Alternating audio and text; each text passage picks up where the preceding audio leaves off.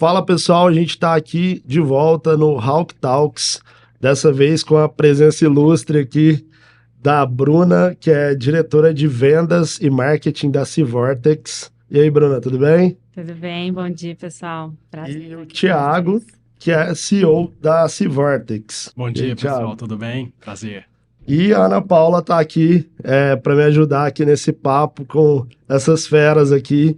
A gente vai contar um pouquinho, né? Falar um pouco da história de vocês, contar aí sobre a trajetória, os desafios do dia a dia, né? O que vocês têm enfrentado aí nesses desafios, para acelerar aí, crescer, né? E estourar no mercado com a Civortex. E a gente conhecer um pouquinho também da Civortex, contar aí como que surgiu, né, essa solução para o mercado, o que a Civortex faz, que problema que ela resolve, e os desafios que vocês têm enfrentado com isso. Bom, vamos começar aí pelo Thiago, contar um pouco da sua trajetória para a gente, Thiago. Como que foi a sua jornada aí para chegar até aqui? Bom, vou tentar resumir, mas foi uma jornada um pouco longa e basicamente de alguém que é muito curioso, tá? Eu sempre fui uma pessoa muito curiosa para saber como é que as coisas funcionam. Nunca fui o aluno mais inteligente da turma, mas geralmente era o mais curioso. Até brinco que a combinação do meu sucesso não é muita inteligência. Ao longo da minha carreira, conheci várias pessoas muito inteligentes. Mas eu sempre fui muito curioso e sempre fui muito resiliente, tá? Então eu brinco que normalmente eu via pessoas inteligentes que faziam aquilo que era um trabalho que tinha que fazer em um dia e às vezes eu gastava uma semana para fazer. Mas eu nunca fui de desistir. E desde cedo eu gostei muito dessa questão de lógica, computação e tudo mais. Com 14 anos eu comecei a trabalhar numa escola de informática, isso há muito tempo, pessoal, com tecnologias que não tem nada a ver hoje, algumas vão lembrar aí de DOS, talvez, mas trabalhava numa escola de computação, porque na minha época o computador era muito caro, eu venho de uma família de origem humilde, e via minha família eu não ia conseguir ter acesso a computador. Eu falei, cara, como é que eu vou ter acesso a esse negócio? Então, uma forma que eu consegui era uma escola de informática que tinha, e comecei a trabalhar lá com aulas de informática e datilografia, outra coisa que acho que hoje a galera nem lembra o que é. Não existe. Fazia datilografia, digitação e computação. E aí eu trabalhava lá, até foi uma coisa que foi extremamente difícil, porque minha mãe não queria que eu trabalhasse, minha mãe falava assim, meu filho, você vai prejudicar a sua escola. Eu falei assim, mãe, mas ao mesmo tempo eu estou mexendo com uma coisa que eu acredito que é futuro. E eu, por ser de menor, tive que passar uma semana discutindo com a minha mãe para poder trabalhar. Porque ela tinha que autorizar. E ela autorizou contrariada e dito e feito. Eu apaixonei tanto por computação na época que eu, de fato, larguei a escola, né? Eu comecei a trabalhar com 14 anos lá. Com 15 anos eu larguei a escola, mas eu não larguei por largar, porque eu tinha uma carga de trabalho que eu trabalhava de 1 às 10 da noite e perguntei pro pessoal da escola, falei assim, olha, vocês deixam eu estudar aqui de manhã nos computadores? Eu falei, cara, se você não arrumar problema com a sua mãe, pode, né? E aí discuti, acabei largando a escola e com 15 anos eu já estava estudando programação. Então trabalhava com programações em linguagens antigas também. Mas quando eu vi que num computador você conseguia imaginar uma coisa e criar programas nela, foi algo que eu apaixonei com 14, 15 anos. Legal. Então aí foi minha início de jornada na computação. Trabalhei por lá cerca de 3 anos. Depois fui para uma outra empresa chamada coisa antiga também, gente. Eu conheço muita coisa antiga. Provedor de internet que tinha antigamente. Aqui na cidade de Uberlândia tinha um provedor, um dos primeiros, chama Triangle Internet. O dono, uma pessoa muito reconhecida no meio da computação, Miguel Rocha. Fui trabalhar com ele lá. E na época ele era uma pessoa que tinha esse provedor, mas era uma pessoa muito visionária. Ele foi o primeiro mentor, que eu diria, de enxergar além do que você vê na sua frente. E o Miguel, quando eu fui trabalhar, era uma empresa de sucesso, era uma das maiores da região. E o Miguel já olhava e falava assim, cara, esse negócio vai acabar logo, logo. Isso não vai durar mais 10 anos, não. E o Miguel criou uma outra empresa chamada Landix, que era para desenvolvimento de software, que ele enxergava que isso era o futuro.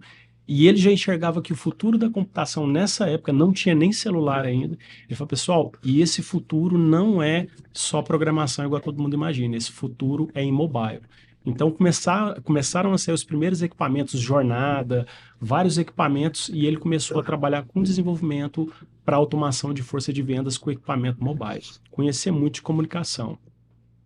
E eu trabalhei um pouco na Triângulo Internet na parte de suporte, mas muito curioso. Rapidamente, sempre curioso, observando outras pessoas muito inteligentes, já estava tomando conta da página do provedor, na época mexendo com HTML bem arcaico, antigo, e JavaScript. E o Miguel percebeu que era uma pessoa autodidata, né? Podia me passar as coisas que eu aprendi.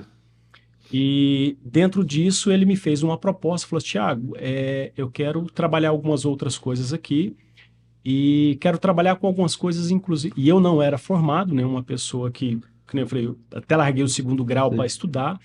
Ele falou assim: Thiago, eu quero que você estuda. Aí ele fez eu voltar para estudar um pouco. Falou: cara, mas eu quero trabalhar algumas coisas aqui na minha empresa que não ensinam na faculdade. Então não adianta eu buscar um aluno formado.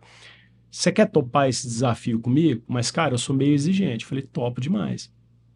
E o que foi? Na época estava nascendo a linguagem de programação PHP. Foi o lançamento dela, né? E aí ele falou assim: cara, tem uma linguagem de programação para a internet aqui, um pouco diferente do que tem no mercado, e eu quero desenvolver algumas coisas voltadas para comércio eletrônico. Eu quero trabalhar em B2C com pequenas empresas do mercado. Mais uma vez, ele é à frente do tempo. E aí foi quando eu comecei a trabalhar com desenvolvimento voltado para comércio eletrônico, para coisas que ele estava enxergando que ia acontecer lá na frente. E aí ele criava coisa para mobile, para automação de força de vendas, comércio eletrônico. E ele foi uma grande inspiração para criar para mim. Uma coisa muito interessante que ele tinha, que eu gostava, é que a empresa dele chamava atenção e a criatividade. Por várias vezes, algumas pessoas chegavam, tentavam comprar a empresa dele por muito dinheiro, e eu lembro e falei assim: Miguel, mas por que você não vende? Eu falei: não faço as coisas por dinheiro. Eu faço o que eu gosto, é paixão. Então, se uma pessoa comprar a minha empresa, ela vai focar, talvez, numa coisa que eu não quero. Então, eu criei as empresas para poder realizar meus sonhos. Legal. E lá eu trabalhei cerca de 5 anos, e saí de lá e fui trabalhar numa outra empresa. E aí lá foi uma jornada técnica profunda, de olhar para frente aquilo que não podia ser feito e começar a criar e construir o futuro. E um conhecimento técnico muito forte. E aí essa foi a jornada técnica, meu background. Depois eu fui para uma outra empresa e aí eu comecei a trabalhar com gestão. Foi para o Colégio Nacional aqui, mas era uma empresa voltada para a educação, muito forte aqui na região, mas eles tinham uma pegada que eles entendiam que a tecnologia poderia auxiliar os alunos a aprender mais. Era um colégio muito tecnológico. E lá foi um outro desafio, porque até então eu era um cara técnico, era eu e o computador e resolvia todos os problemas. E lá eu já assumi uma equipe. Então eu comecei a trabalhar com gestão de equipe e sempre trabalhando na tecnologia para entregar diferencial no negócio, ajudar os alunos em vestibular, em tarefas de casa e tudo mais. Lá eu passei cerca de 3 anos também. E de lá eu recebi uma proposta de vir trabalhar numa empresa chamada Callink. Hoje ela é um grande contact center do mercado brasileiro. Mas na época ela me chamou a atenção porque era uma empresa que estava começando, era uma startup. Tinha cerca de 50 colaboradores, mas o que me chamou muita atenção é que era uma empresa de um grupo familiar com várias empresas de sucesso. Grupo Arcon, Center Shopping aqui em Uberlândia, Churrascarias nos Estados Unidos eles têm, a família Silva. E um dos donos, que é o Lucas, foi muito visionário, falou assim: Thiago, eu quero criar uma empresa, tá? E ela começa pequena, mas eu quero crescer ela. E eu quero fazer um contact center diferente no mercado. E aí até uma coisa interessante, que ele queria criar um contact center através de tecnologias de comunicação que ele desenvolvia. E aí vim trabalhar nessa empresa há 16 anos atrás, isso foi em 2006, 2007. E a gente começou com 50 pessoas lá, já tinha. E foi muito interessante para mim. A gente começou a fazer tecnologia do contact center. Só que essa época eu brinco que é um tiro que deu errado e deu certo. Porque ele queria fazer a tecnologia para construir um contact center, só que a demanda na época por contact center foi tão grande, que o contact center ficou muito maior e cresceu de uma forma muito acelerada em relação à capacidade de entrega de tecnologia na época. E aí acabou essa empresa Callink, uma empresa comprando tecnologias de mercado. E aí, quando a empresa já era uma empresa com faturamento milionário, com mais de 6 mil funcionários, ele pegou e falou assim, Thiago, poxa, estou feliz aqui com a Caulim, mas a gente precisa retomar parte de tecnologia, que eu quero ter empresa de tecnologia, te trouxe para isso. E a gente começou algumas iniciativas de algumas coisas. E dentro delas, a mais recente que eu tive a oportunidade da gente trabalhar junto, como co-founder com ele, é criar a Civortex. E aí eu usei toda essa bagagem que eu tive de conhecimento de tecnologia, de conhecimento de gestão, de conhecimento de grandes mentores que eu tive de olhar à frente, e a gente quis criar a Civortex. Então, foi uma carreira de técnico, gestor, mentores para empreendimento de negócio, para poder criar a Civortex com toda essa bagagem. E é bacana que a gente vê o quanto, dentro dessa jornada que você conta, né, tudo que você foi vivendo ali foi somando para chegar nesse momento, né, de hoje. E, assim, novos desafios, mas já com uma bagagem bem bacana. Vou te fazer uma pergunta off-topic aqui, que você falou da Triang. Então você lembra do Mirk, né? Demais! Porque sempre que eu falo do Mirk, você comentou que começou a trabalhar com 14 anos. Eu falo que eu comecei a empreender com 14 anos. Legal. Porque o Mirk, ele tinha uns bots, né? Que a gente configurava para... Eu criei uma empresa de servidor para hospedar esses bots. Isso com 14 anos de idade. E era um negoção, né? Era um negoção, porque a gente alugava para os caras colocarem ali nos canais do Mirk. E é legal porque eu falo de Mirk e a galera fica assim, Mirk, o que é isso? Vocês estão entregando aí, né? Tá demais. E pior que assim, aí, como que eu explico? Né? Gente, o Mirk é o bate-papo UOL de um pouco antes, vai. Mas muito legal, assim, e interessante esse processo, né, que você comentou do Miguel, né, de tá sempre criando ali algo que vai, digamos, matar o negócio anterior, né? Sempre com essa visão, né? Não necessariamente com esse objetivo específico, mas pensando assim, qual é o negócio que vai substituir o meu negócio atual, né? Bruna, vamos lá, como que a sua história se conectou aí com a Civortex, né? Como que a sua trajetória te trouxe para esse projeto? Bom, vamos lá. São 15 anos de carreira. Nesses 15 anos, passei por 4 empresas e essa é a quinta. Eu gosto de começar essa história, que é mais ou menos um marco para mim, né, do que me trouxe até aqui. Com 15 anos, terminando ali a 8ª série na época, né, uma amiga de colégio me falou, olha, fiquei sabendo de um colégio técnico que tem lá no centro da cidade, a gente estudava em escola estadual, que a gente consegue fazer o ensino médio e o técnico junto e a gente já sai trabalhando. Essa foi o estímulo dela. Aí eu falei, não, que legal, vamos atrás disso, né? Vamos ver como é que é. E, assim, sempre a xereta já existia ali, né? Vamos atrás, alguém leva a gente, sempre pensando em buscar as coisas muito sozinhas, assim, né? Minha mãe era aquela que me levava nos lugares, né? Eu falava, ó, eu preciso ir em tal lugar, ela me levava, mas eu que desenrolava mesmo as coisas. E aí essa amiga me falou, olha, a gente tem que escolher um curso, a gente vai lá e faz uma prova, e se a gente passar, depois a gente vê com nossos pais se eles vão querer pagar, porque era paga, né? Aí fomos lá, pegamos um papel assim, tinha mais ou menos uns 20 cursos.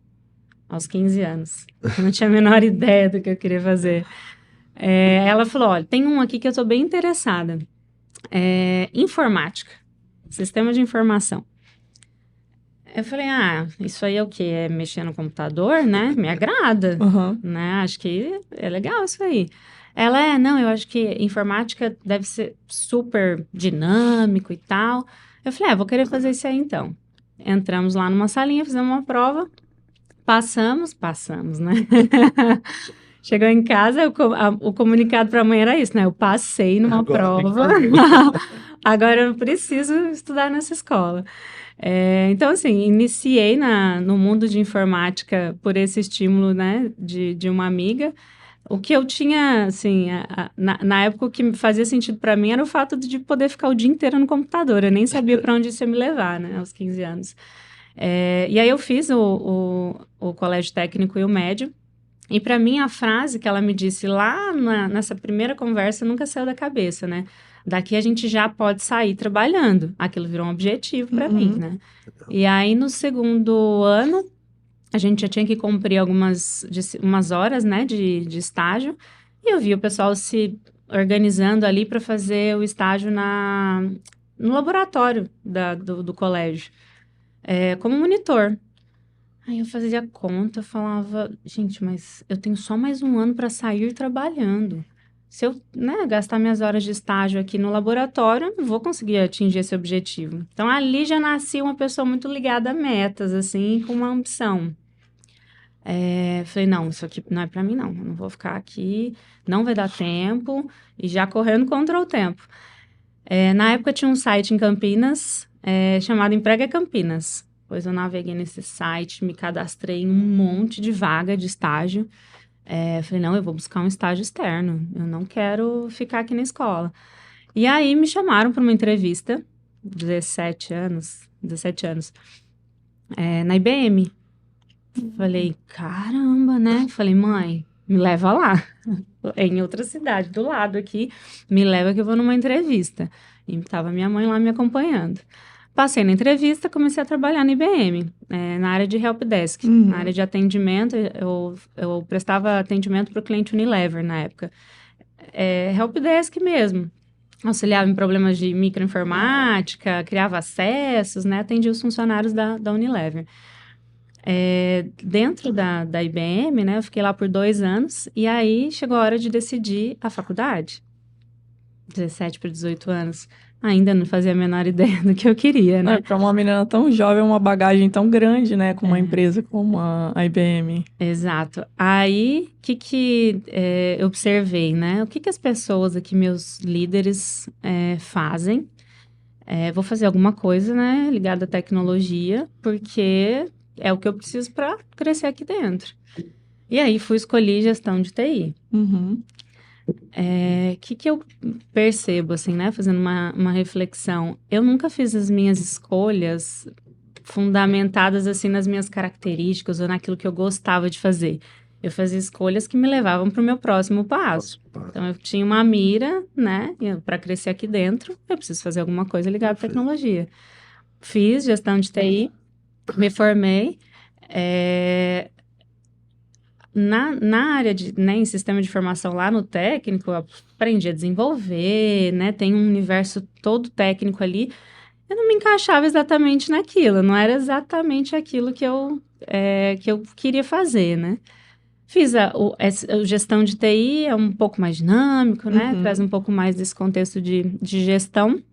Mas assim, né? 18 anos, foi aí que eu migrei, muito jovem. Aí saí da IBM e fui para a Embratel na época, né? Hoje, agora, o Grupo Claro Brasil, né? O skill de atendimento técnico me levou até a Embratel. E lá eu naveguei, assim, por diversas áreas, né? Fiquei 5 anos, passei pelas fusões aí, Embratel para NET, depois para Claro, todo mundo virou Claro. Então, passei ali por muita coisa dentro do grupo. E ali nascia, né, um skill, mais uma vez, né, mudando um pouco, me levando para o caminho da gestão.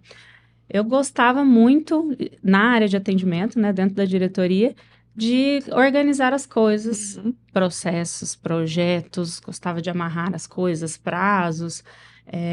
Apesar de estar numa estrutura técnica, né, eu fui para lá para um projeto de banda larga e voz, ficava no NOC, enfim, ainda tinha um contexto técnico ali permeando, mas eu queria arrumar os processos da área, organizar a escala das pessoas, fazer com que as coisas acontecessem, criar metas, e estava sempre já com um pouco desse instinto, assim.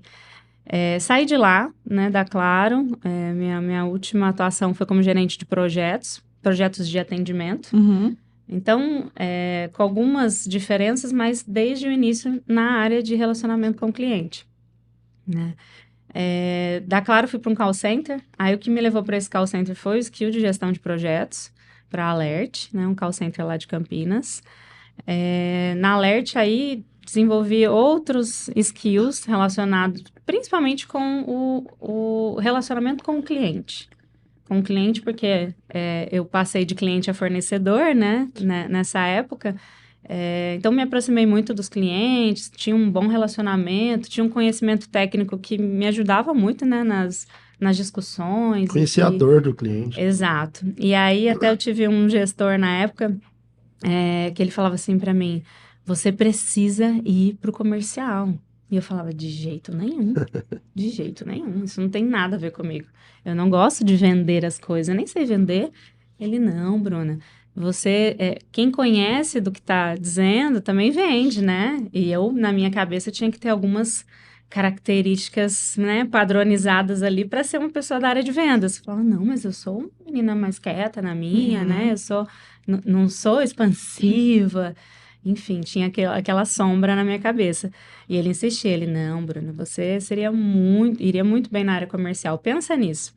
Enfim, cheguei na Callink há 5 anos atrás, né, também como o Thiago aí, a origem é a Callink, na área de vendas. Na Callink, nesses 5 anos também migrei aí entre algumas áreas, mas bem com um olhar de vendas e operações. Assim, resumindo, né? Toda a minha jornada foi dentro da área de relacionamento com o cliente. Uhum. E aí, também muito obstinada sempre, né? Muito determinada. Acho que, como o Thiago falou, né?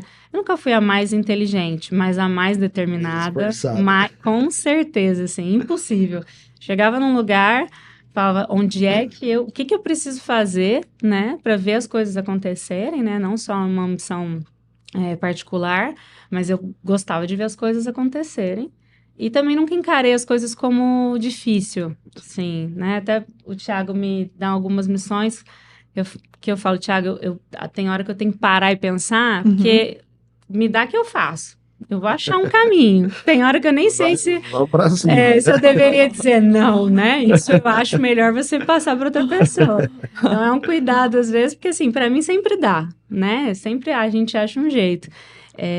E aí essas multidisciplinas aí, fui para processo, projeto, gestão de call center, me trouxe muito know-how na área de relacionamento, soluções, né, para a área de relacionamento.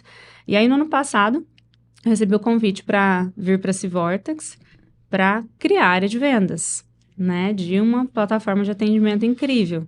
Então foi o que me trouxe até aqui, né, e assim,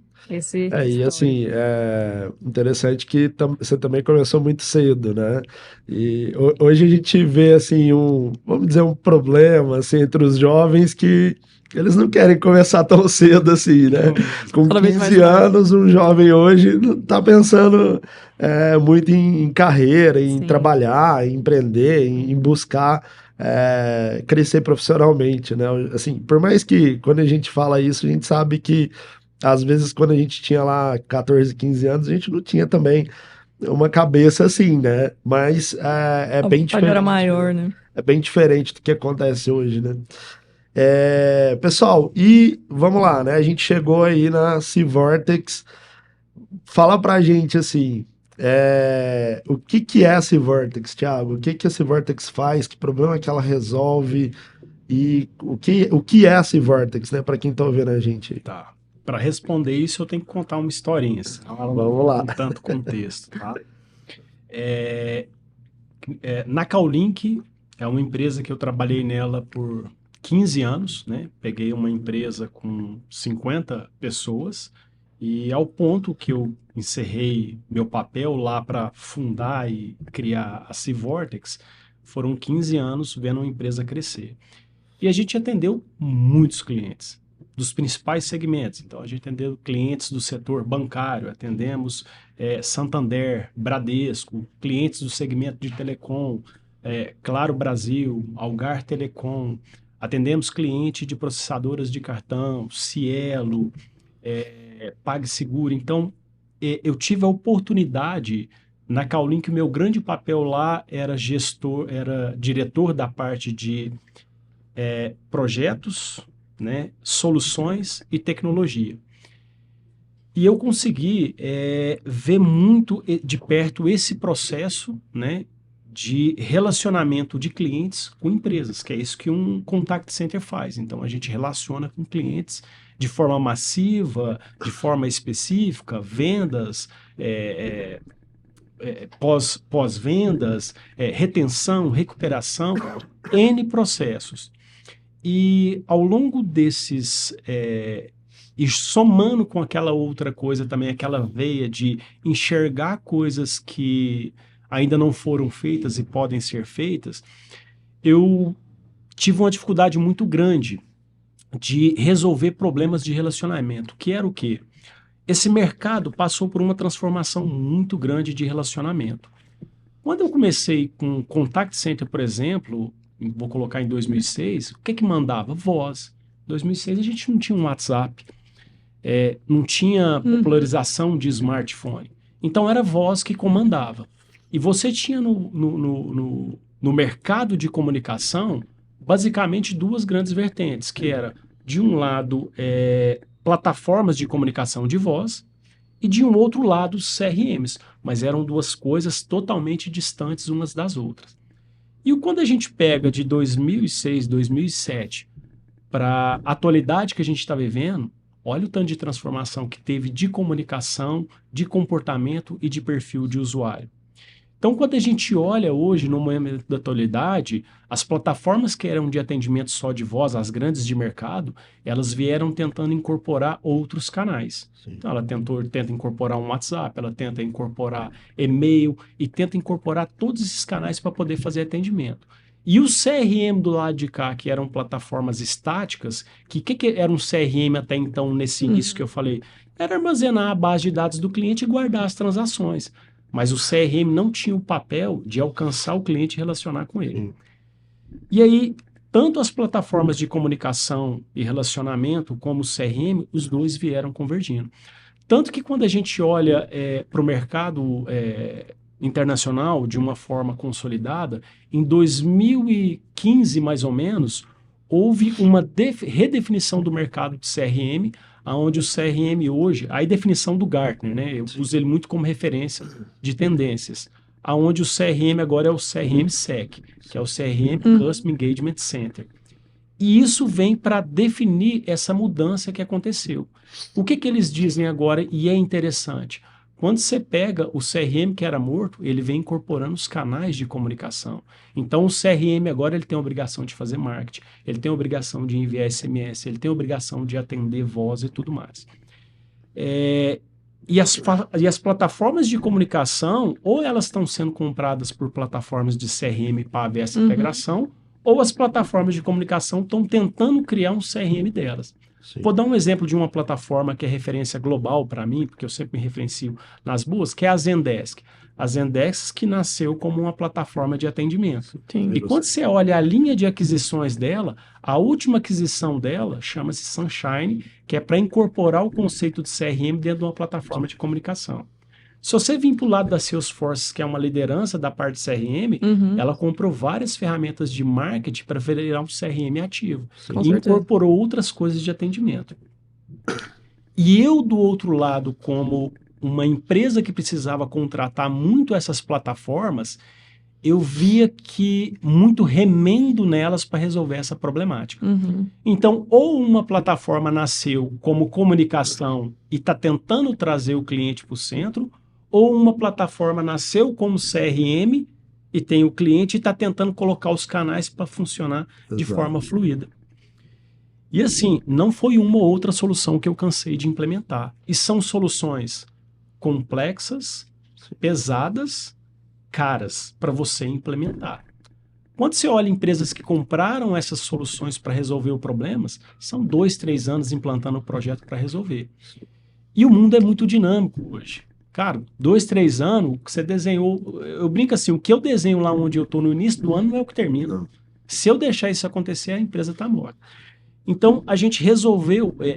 uma dinâmica que eu enxerguei foi criar uma solução que ela já nasce com a dinâmica que, olha, canal é meio, cliente é o centro. O CRM é só para armazenar tudo que acontece e uma base de informação para você tomar estratégias de atendimento mais inteligentes. Com certeza. Então, ela já nasceu com um pilar de Customer Engagement Center.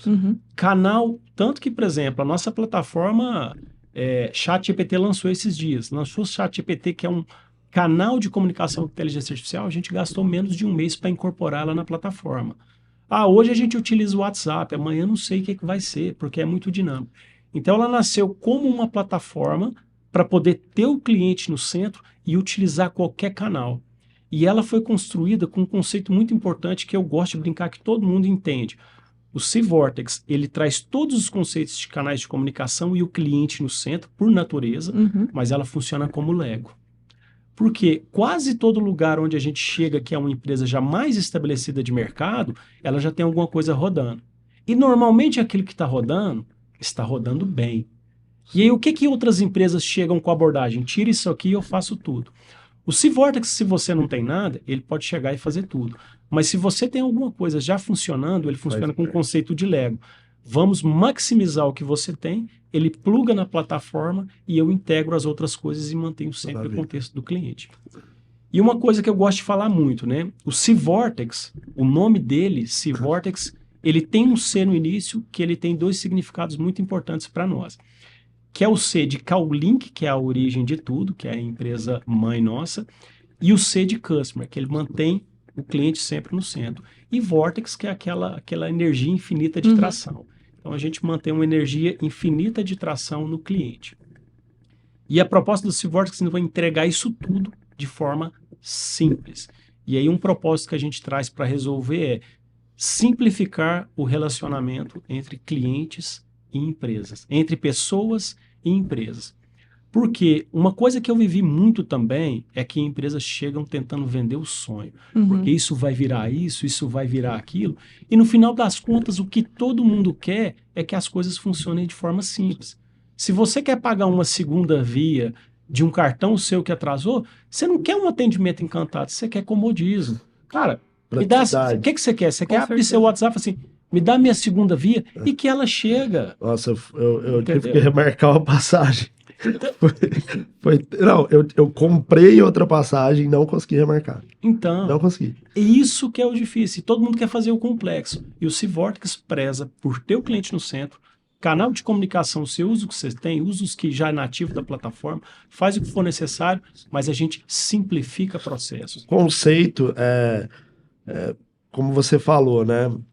Tendo os canais como meio, né, o conceito ele é diferente, né, porque o que as outras plataformas estão fazendo, né, você bem colocou, esse movimento está acontecendo no Brasil também, de fazerem aquisições, empresas de CRM fazendo aquisição de plataformas de gestão de canais e o contrário também, e agregando também a parte de automação de marketing, uma espécie aí, tá virando uma coisa só, né, aquele tudo em um, mas com um monte de gambiarrazinha, né? E esse conceito do C-Vortex, ele é diferente, porque ele já nasce dessa forma, né? Sim. Isso, e assim, hoje a gente vê que tem uma dor muito grande nesse processo de integração dos dados. Até a gente criou recentemente, né? Tá ainda embrionário, um projeto porque a gente teve um piloto com um cliente onde a gente precisou.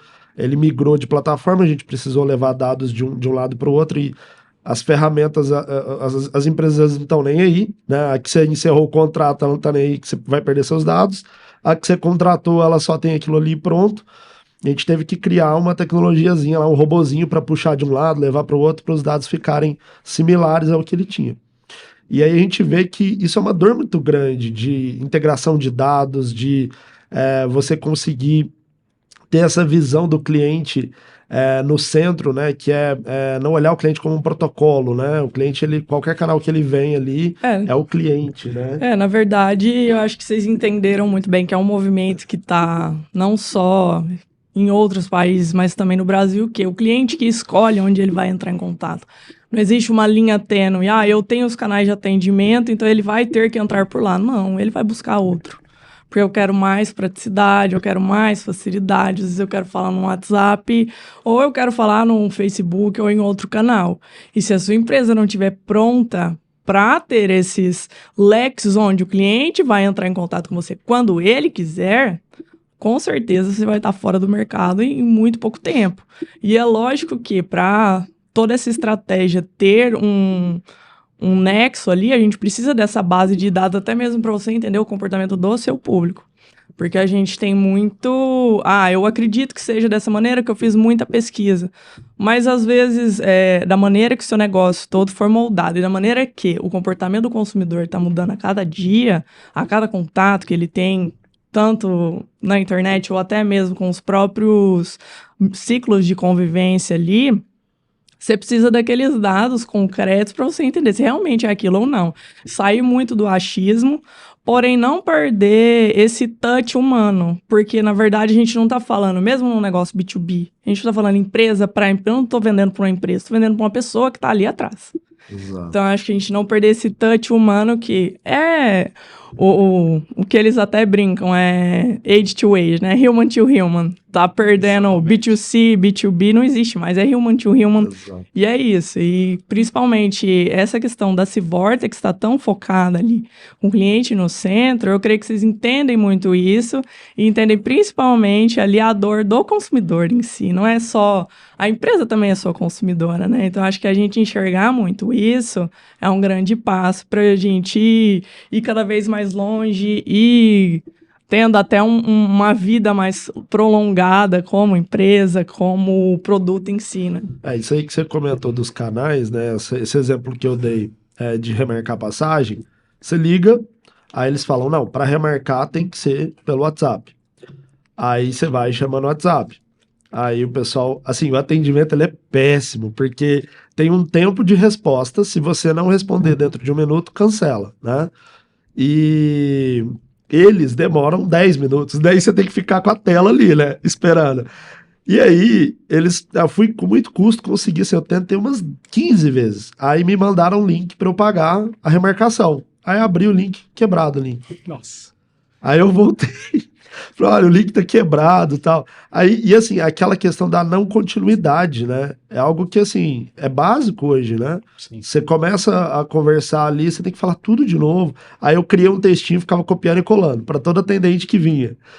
Assim, péssima experiência, muito ruim e não tem outro canal, não tem. Eu não sei se talvez ir até o aeroporto resolveria, mas não dá, gente, né? No dia a dia a gente gera uma quer frustração na hora, né? de forma prática, né? Então, eu acho que assim, até isso vem muito de encontro, né? Com o movimento de CX, né? De experiência do cliente, né? Totalmente. Que eu acho que assim, muito daquilo, né? Pegando o gancho no que você falou lá atrás. A Civortex, ela é uma solução que vai matar as soluções que existem hoje, né?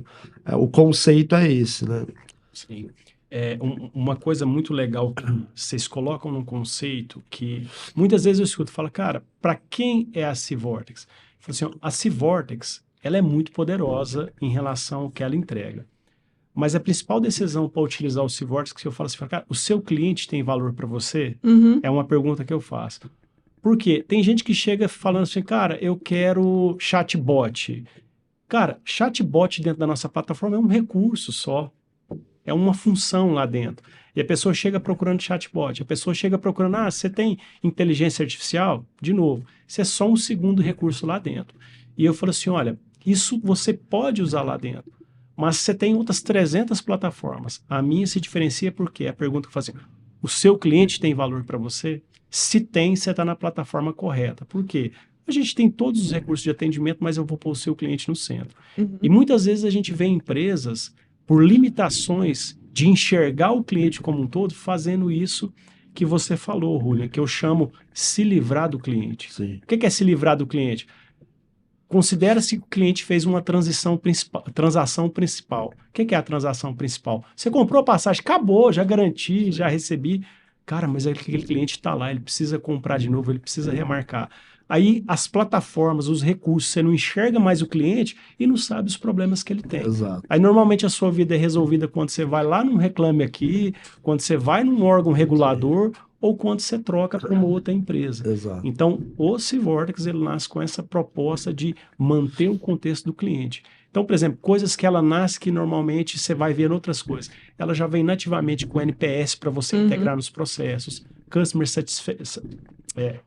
Sou ruim de inglês para falar. Satisfação do cliente, que é o CSAT. Então, ela entrega um monte de coisa que olha para o cliente. Então, essa é a definição do Ciborgue. O seu cliente tem valor para você? Você achou a solução correta. Essa pergunta ela é muito boa, porque tem muita empresa no Brasil hoje que o cliente, de fato, não tem valor, porque muito por questão de mercado, né? A gente fala, companhia aérea, tem 4. Então, assim, às vezes o cliente não tem tanto valor ainda, né? Sim. Mas pode chegar um momento ali que vai fazer sentido eles olharem para isso. Olha muito para aquisição e não para retenção, né? Exato. Eu acho que chega naquele ponto de não ter a noção que aquele cliente te custou dinheiro para trazer ele também e você tá deixando ele ir embora. Ou seja, é também dinheiro seu, né, da sua empresa indo. Porque você não reteu ele. Ele foi lá. Atendimento ruim, experiência péssima, nunca mais vou comprar de novo. Ou seja, aquele dinheiro que você investiu para trazê-lo não teve retorno nenhum. Ele te deu um em tempos mínimo ali. onde o digital, né, o cliente tem voz, né, aí você vai ter um detrator e Totalmente. é bem ruim.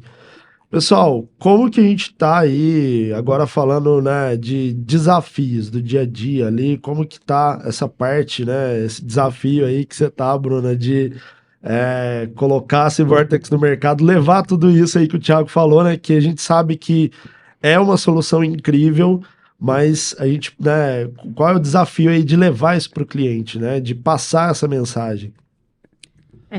A responsabilidade é grande, É né? grande. Porque logo que eu cheguei, né, já conheci o histórico, né, de tudo que foi feito. E a gente fala muito do sonho grande, né, que o Thiago comentou.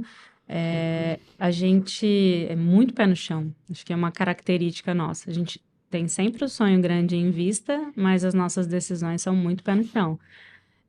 Mas uma coisa não desliga da outra em momento algum. Então, logo que eu cheguei, primeiro desafio, né? Formatar uma área de vendas, né? E marketing para levar já a objetivos estabelecidos. Acho que o ponto-chave, que foi lá em março desse ano, é que o Thiago já sabia o que ele queria para esse ano e minimamente para o próximo, né? Já seriam passos para o sonho grande. A Civortex foi criada para ser global, né? E buscar esse espaço nos quadrantes e buscar os grandes. Mas a gente sabia o que a gente tinha que fazer no curto prazo, né? Então, o meu ponto de partida já foi uma meta para esse ano e uma meta 10 vezes maior para o ano que vem. Então, eu já tinha algo para fazer uma conta reversa de como eu iria começar essa atuação, né? A maior dificuldade, né, ou desafio no início, eu tenho um estilo de desenhar estratégia muito fundamentado em dados. E o que eu não tinha era histórico. Sim. Né? Eu não sou estilo criativo, né, que olha para frente, vamos por aqui. Eu preciso de dados para tomar as decisões. Ok, né? Um papel em branco. Como é que eu chego nessa meta? Com quantas pessoas? Onde eu vou atuar? Né? Como que vai ser essa porta de entrada? Eu sei onde eu quero chegar, né? Mas para chegar lá eu preciso dar alguns passos. Nós sabemos o potencial da nossa solução, nós sabemos exatamente os nossos diferenciais em relação ao mercado, mas eu sou um novo entrante, né? Eu preciso conquistar esse espaço, vender isso, né? E aí lá em março, o Thiago me deu essa meta, né? Desse ano super audaciosa. E a gente está rumo a ela. E eu tomei a decisão de gastar menos tempo em planejamento estruturado, né? E a gente tem um combinado de testar rápido, aprender rápido, pivotar. Esse estilo está já muito intrínseco, assim, dentro da Civortex como empresa, né? E a gente basicamente definiu, falei, vou planejar 3 meses. Para esse segundo trimestre, vou aprender um pouquinho com esses 3 meses e programo mais 3. Aí, com esses 6 meses, eu já tenho algum nível de histórico para planejar os próximos 3. Então, claro que a gente busca referências de mercado, né? Bench, para construir... para você desenhar uma meta, né? Que é o que vai te gerar qual a equipe necessária para isso, né? Que mercado que você vai atuar. Qual que é a conversão disso, né? Todos esses índices que a gente precisa no dia a dia nasceram aí bench de vivências, naquilo que a gente achava que era razoável ali, né, na linha do tempo, e a gente foi para cima, Ir né? pra campo também, né? Tiveram muito... Sim. Que dificuldade que você encontrou ali? Principalmente um ponto que o Thiago falou, comentou, me chamou a atenção, de às vezes chegarem muitos clientes, potenciais clientes, né? Falando, eu quero um chat GPT, eu quero uma inteligência artificial, como algo muito solto. Uhum. Parece que a visão, assim, que as pessoas, eu quero porque tá todo mundo falando disso, só que eu não sei o que faz. Sim.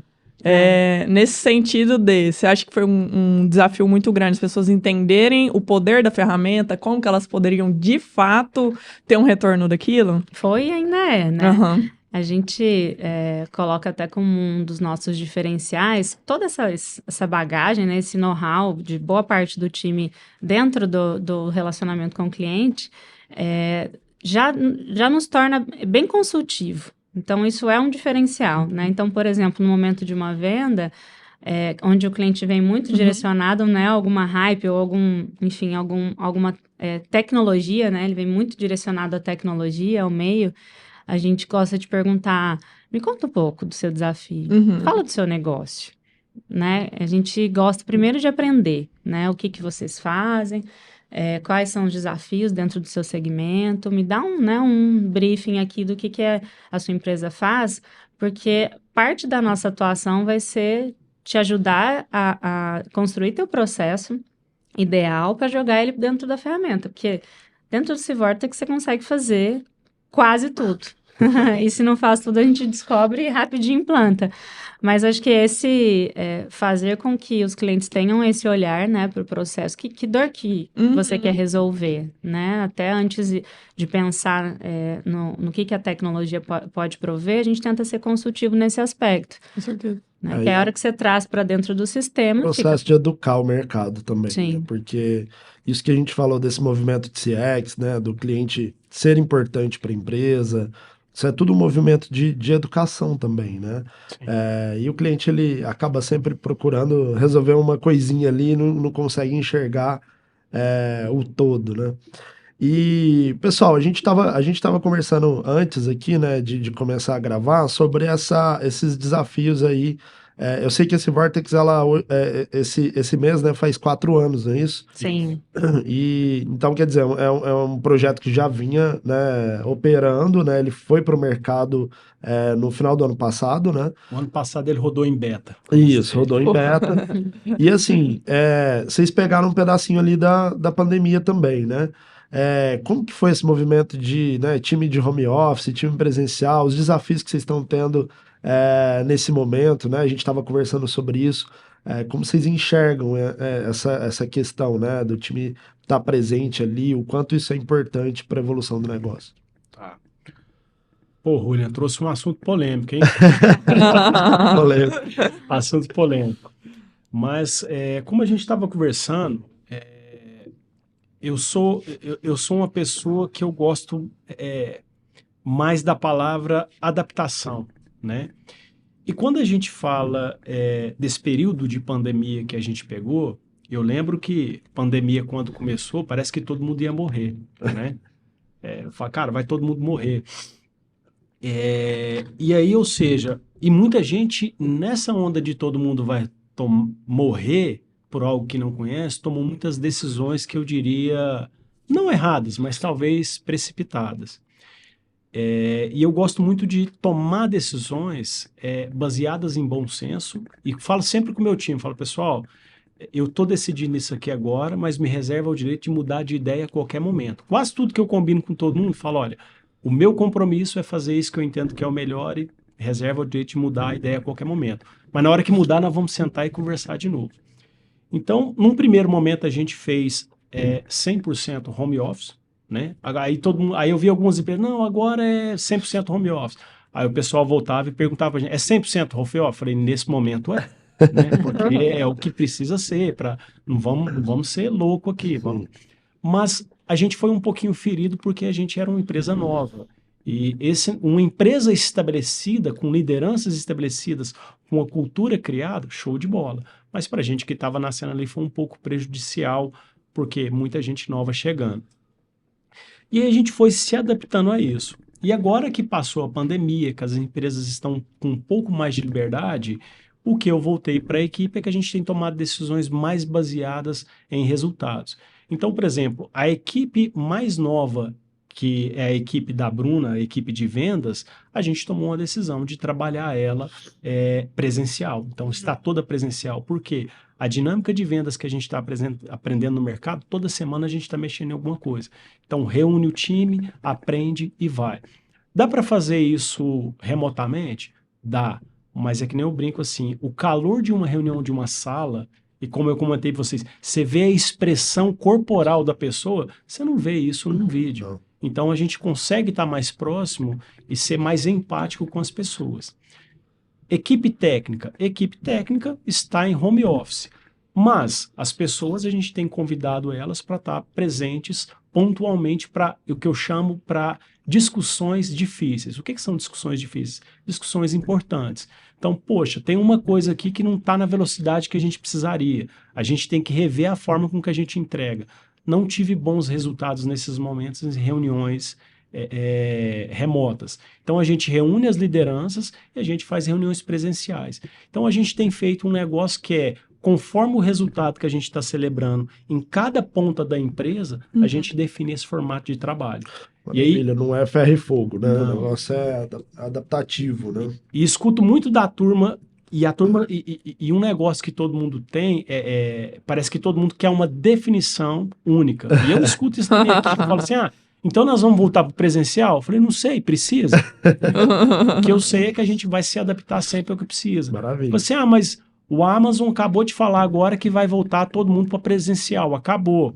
A Zoom, que é a referência em home office, falou para o pessoal estar presencial também. Eu falei assim, é porque eles precisaram. Sim. Então, eu tenho usado muito o discurso que a gente se adapta e o motivo de adaptação nossa é baseado no gol que a gente quer fazer. Então, a gente tem usado versatilidade. E cada negócio é um negócio, né? A gente tem que entender que tem que ajustar ali ao time, à cultura, às demandas que tem, né? Os resultados, né? Como você falou. Sim. E vou entrar numa pauta aqui que é assim, é um desafio muito grande, principalmente para a empresa, né, que é nova e vocês que, né, surgem de uma empresa que já tem, né, um histórico, tem uma empresa familiar, como você comentou, né? Como vocês têm construído hoje a questão da cultura da Civortex, né? Como tá isso? Acho que a Bruna tem ali também desafios talvez específicos para o time comercial, que eu acho que é um negócio que tem que ser mais pujante ali, né? E de um modo geral, acho que time técnico ali, pessoal de tecnologia também, acho que é importante tá com essa cultura viva. Como vocês têm resolvido esse problema de cultura, assim? Tá. Eu brinco que cultura que tem que ser feita por um RH não é cultura, né? Fala assim, cara, você precisa do RH para ir lá fazer cultura, não é cultura. Agora, o RH é uma fonte rica de disseminar aquilo. Mas, para mim, cultura, ela, por mais que ela esteja escrita num quadro, por mais que ela esteja num paper e tudo mais, cultura, para mim, é sobre como as pessoas se sentem em relação à empresa. Isso é cultura. Então, para mim, o que é cultura? Eu chegar para o funcionário e falar, e aí, como é que você está? Você está bem? Você não está bem? O que você precisa? Então, eu defino, na verdade, no meu estilo de liderança, o que eu brinco, falo, cara, tem regras do jogo. O que são regras do jogo? Respeito às pessoas, direito de opinião. Então, a gente define ali algumas coisas importantes que drivam a forma com que a gente vai fazer. Mas, uma vez que tem as regras do jogo, fala assim, né, carrinho por trás é falta, não tem muito o que discutir. Mas se a pessoa vai fazer uma outra jogada, eu defino isso muito para as lideranças. Porque eu acho que querer tratar todo mundo igual é deixar de olhar a necessidade com que cada pessoa está passando. Então, tecnologia. Gente, tribo de tecnologia é uma coisa. Tribo de vendas é outra, né? Ciclo de entrega de um time de vendas é diferente de um ciclo de entrega de um time de tecnologia. Com certeza. Que é diferente de um ciclo de entrega de um time de operações. Sim. Então, a gente adapta modelos dentro das regras centrais. Que eu diria que regras centrais é o quê?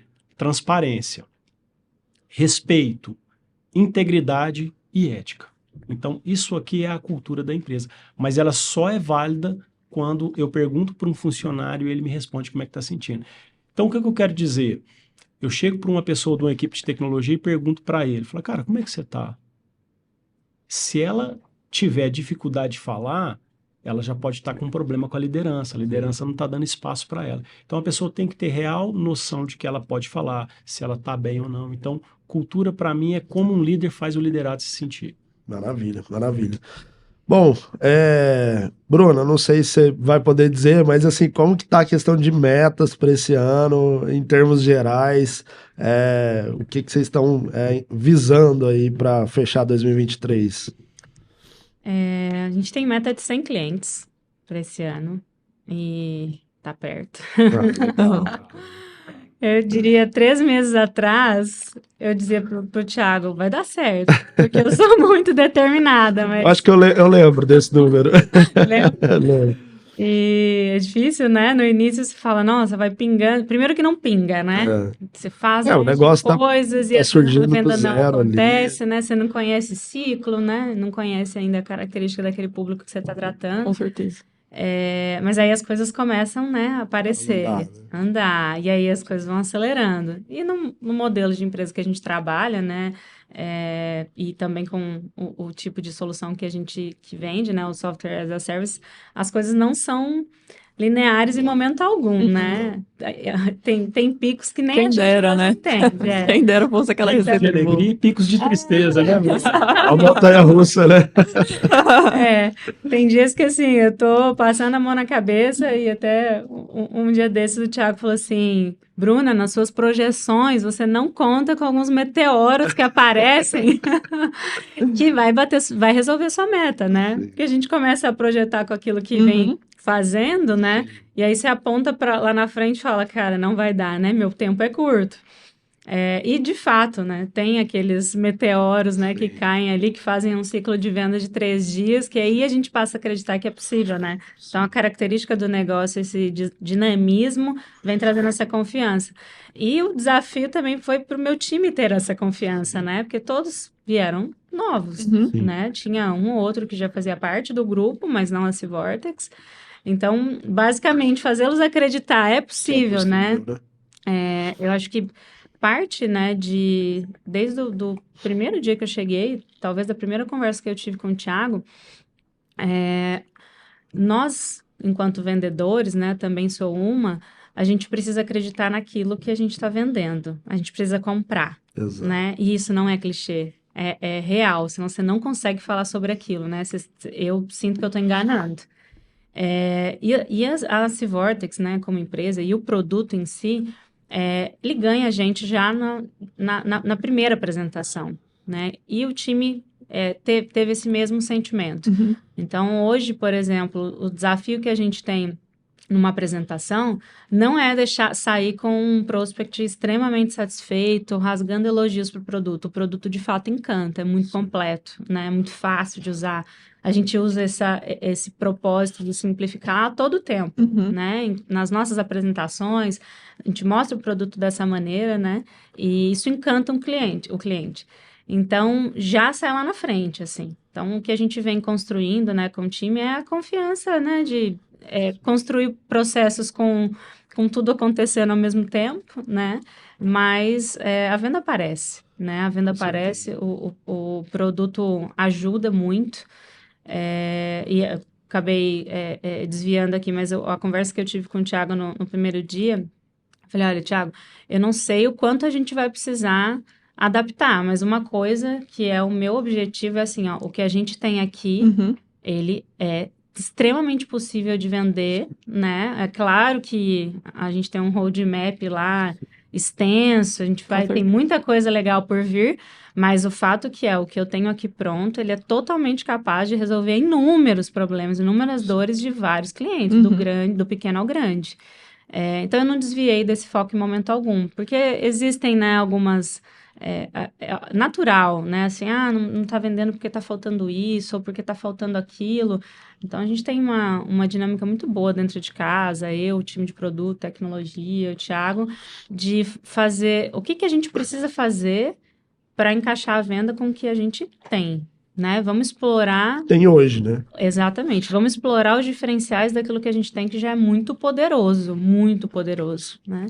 Então, essa dinâmica no time, essa confiança, agora que as vendas começam a sair, aquela energia, né?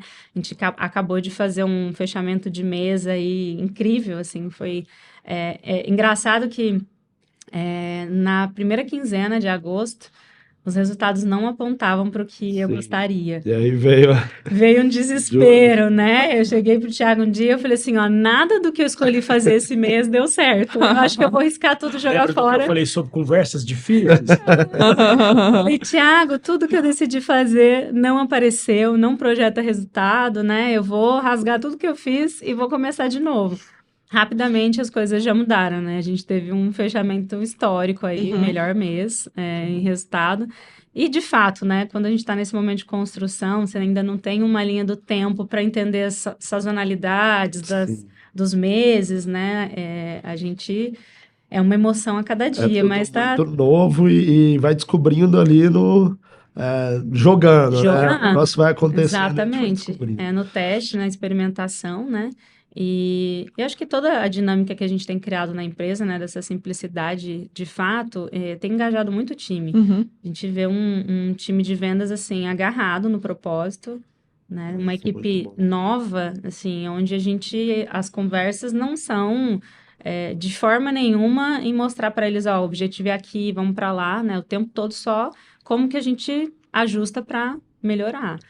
Então, uma coisa bem assim que eu vejo que ajuda muito nesse processo, né, nessa jornada dessa Vortex, e eu já vi muito acontecer em empresas, mesmo que se dizem startups, não terem isso na cultura, que é essa questão de errar, né, de errar rápido, né, testar, validar, aprender com o erro e avançar. Essa questão até do próprio erro, né? É algo que impede muitas empresas de avançarem, aquele medo de errar, né? De colocar em prova, colocar em prática, validar o negócio ali na prática mesmo, né? E a gente vê muita empresa assim que às vezes não sai do lugar porque fica nesse processo e não tem ali aquela coragem de errar, né? De fato, de mudar de ideia, como você falou, né? Então, me reserva o direito de mudar de ideia, porque como é tudo novo e como é muito dinâmico, a gente está falando de uma empresa de tecnologia num mercado que é extremamente concorrido, né? Apesar dessa Vortex ter todos os diferenciais, né? Ela ainda precisa se posicionar muito.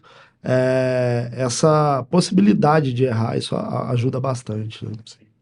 Uma coisa legal dentro disso, que a gente trabalha, que eu lembro quando a gente discutiu no início do ano, né? E no início do ano já tinha quase passado o primeiro trimestre, né?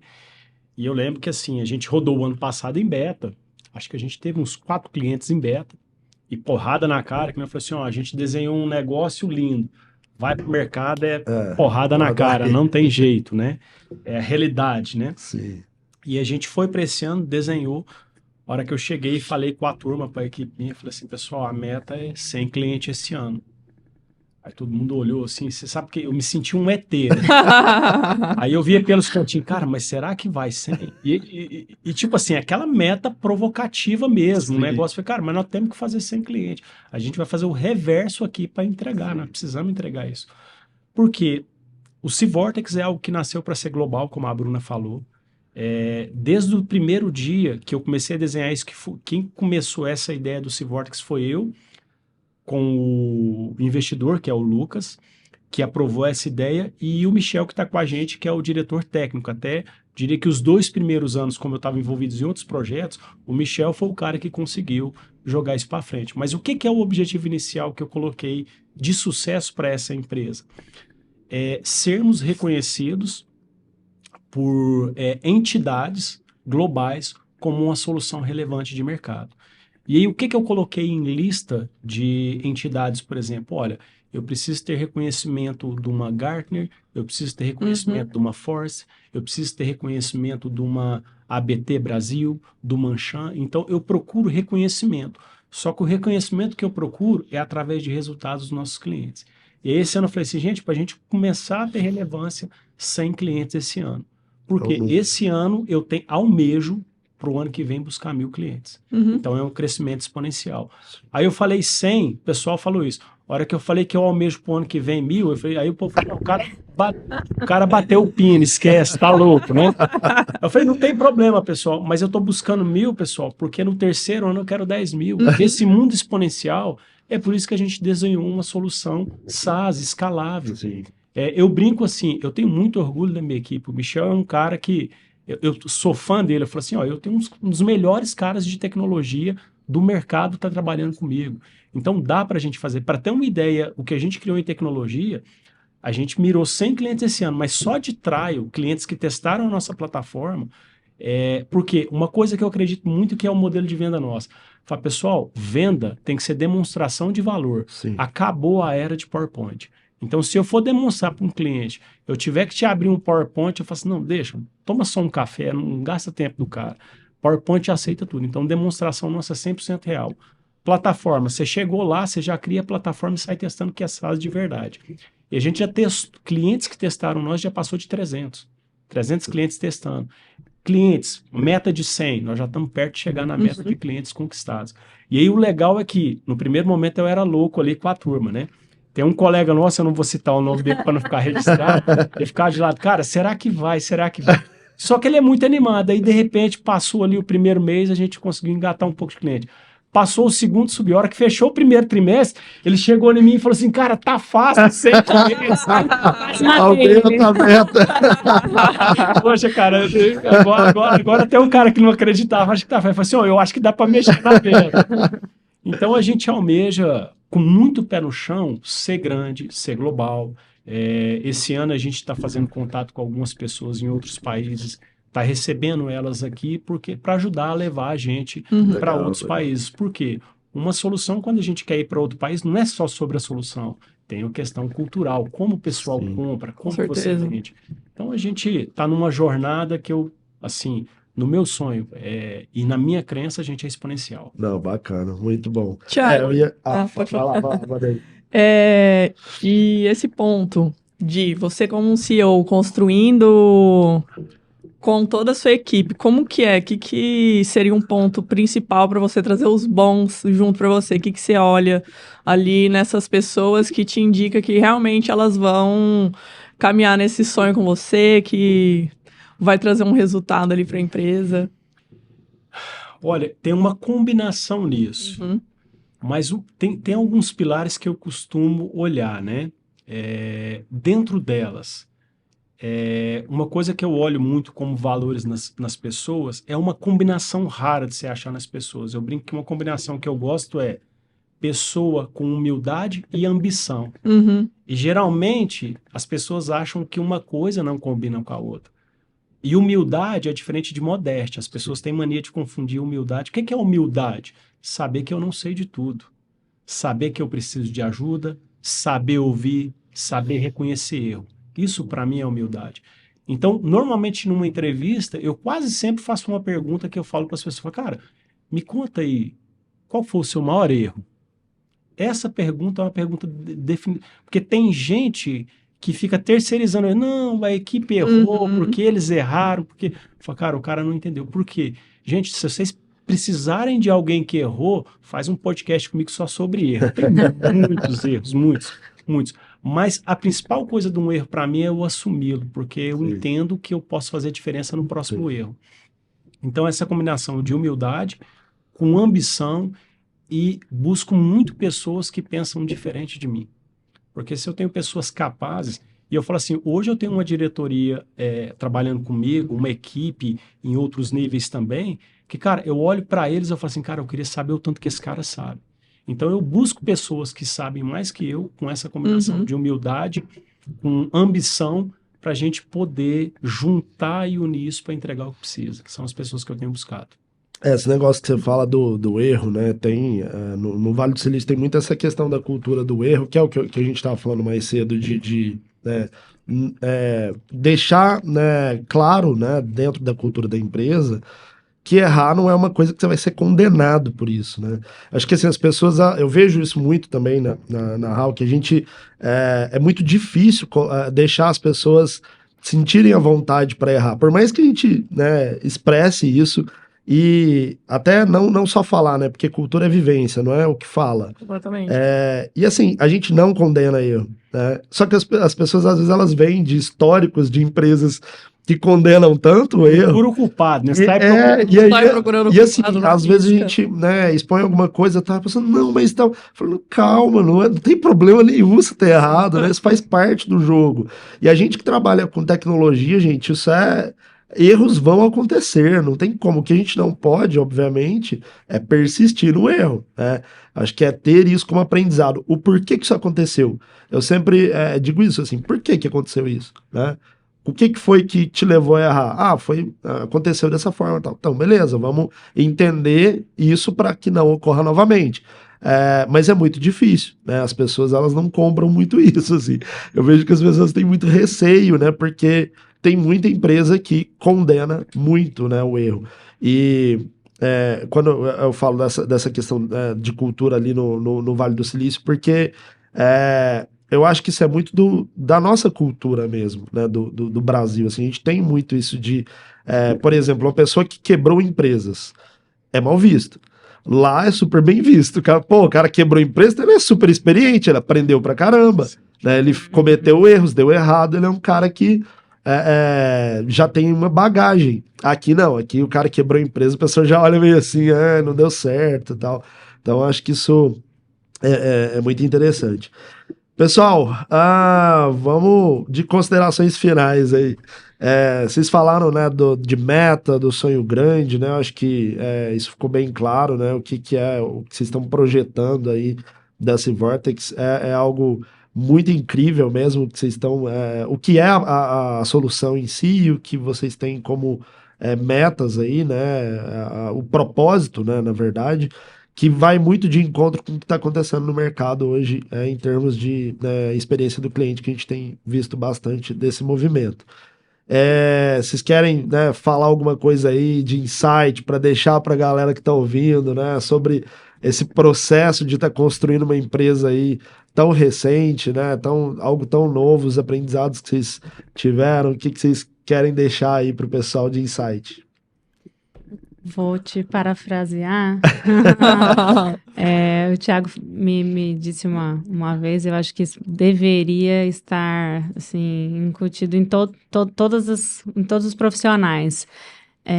O que a gente está construindo, né, na Vortex hoje, pensando no propósito, que é simplificar a relação entre pessoas e empresas, isso vai existir sempre, essa necessidade de relacionamento. Né? Hoje, a gente tem uma solução omnichannel para isso, né? Uma plataforma omnichannel.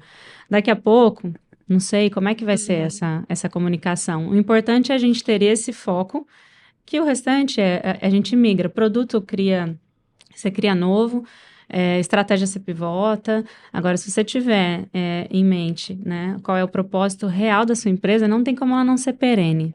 Né? Se você tiver sempre isso muito claro. E eu acho que isso foi uma frase extremamente bonita que ele falou, mas real, né? Então, a gente está sempre...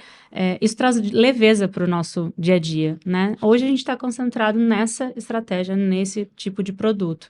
Cara, chegou o ChatGPT, por exemplo, né? Caiu aqui num dia qualquer, bora fazer isso aqui, né? Tá todo mundo engajado nessa missão e ninguém tá preocupado. Nossa, mas a gente fez um planejamento para esse ano que não cabe isso. Então, traz flexibilidade e leveza, né? Leveza também tem sido uma palavra que o Thiago usa muito com a gente e que é o que a gente tenta colocar no dia a dia, né? O que não é o contrário de trabalho duro. Sim. A gente trabalha duro, né? Mas com leveza e sempre muito focado no propósito do 12 horas diárias com leveza. Com muita leveza, muita risada, muito choro, dor de cabeça, enfim, né? Mas acho que estar estabelecido em um objetivo, num propósito, o que vem, né, em relação ao cenário, a gente acho que fica muito mais capaz para as mudanças, né? Muito mais resiliente nesse processo. Com certeza. E Thiago? Roubei suas falas todas. Gostei, Bruna. A gente ouvindo de outra pessoa fica mais legal, né? Uma coisa que eu trago nessa vivência minha esteja junto de pessoas que uma outra coisa, até complementando no outro que você falou que é importante para mim, pessoas de princípios, tá? Princípios é algo que dinheiro não compra. E aí o que que acontece? A gente vive um mundo onde o conhecimento é abundante, né? Como eu contei lá no início, eu vim de uma época de tecnologia que ainda estava construindo, vamos dizer, a internet não era bem formada. Eu lembro que para estudar programação, que foi o que eu comecei, era em livro, e livro era caro. Eu tinha que ir numa biblioteca, eu li o livro lá, depois ia num lugar que eu não tinha computador para estudar, então era muito difícil. E existia um demasiado reconhecimento da pessoa que tinha conhecimento. Isso mudou muito hoje. Conhecimento é abundante, então procure pessoas de princípios. E eu diria que o meu sucesso que eu venho tendo na minha vida é por estar rodeada de pessoas de princípio. Então eu passei por boas empresas, como eu disse para vocês, uma pessoa que eu tenho como mentor para a vida, o Miguel, que fundou a Triangle Andix, a esposa dele, Evelise, foram duas pessoas marcantes na minha vida. Até o Miguel já partiu, né? Sim. Faleceu, mas a memória dele vive comigo porque muito do que eu vi ele fazer me inspirou. Então era uma pessoa de princípio. A fala dele, cara, eu não faço só por dinheiro. E eu naquele cara ali com 18, 20 anos, aquela ânsia por dinheiro, para comprar um carro, para fazer aquilo, eu ficava falando, por que ele não faz por dinheiro? Dá para ganhar tão mais. Aí você vai vivendo mais, vai entendendo, não, ele escolheu fazer o que ele acredita. E dinheiro virou uma consequência do trabalho. Exato. Esse grupo que eu trabalho hoje, da família Silva, o Lucas, que é o empreendedor, quantas vezes eu vi ele tomar uma decisão baseada em princípio e não só em dinheiro. Então, isso de princípio é uma coisa que vai fazer você construir coisas sólidas e perenes. Então, tenha pessoas de princípios. E a segunda coisa, não errar. Se você quiser fazer uma coisa para não errar, é demorado e caro demais. Exato. É uma coisa que eu aprendi. Então, testa, vai e faz. Erro parece que é o oposto de sucesso, mas hoje isso é muito disseminado. Erro é um degrau para o sucesso, é um aprendizado. E errar rápido é barato. Mas a frase que eu falei que eu pergunto para todo mundo, reconheça o erro, que é uma coisa que eu vejo muito. Tem um erro, o erro é uma cadeia de pessoas, e aí eu discuto isso muito com a minha equipe. Falo, pô, mas esse erro aqui dependeu lá do cara de operações, do cara da venda. Eu falei assim, não preocupe com o erro dos outros. Qual parte do erro você poderia ter mudado para ter feito a diferença? Então, sempre que ocorrer uma experiência de erro, transforme a parte que te cabe numa experiência de aprendizado. Então, eu traria isso e resiliência. Maravilha. O resto é consequência. Maravilha. Gente, papo muito bacana, dava pra gente ficar mais algumas horas aqui, mas é isso. Quem quiser conhecer aí a Civortex, né, o site civortex.com, e as redes sociais, civortex.digital, Instagram, conheçam, é uma ferramenta, uma solução, né, uma empresa aí muito bacana que tá só no começo, né, gente? Acho que é só o começo, tudo isso, tem muita coisa para vir ainda. Gente, obrigado aí pela audiência, a gente se vê no próximo Hawk Talks.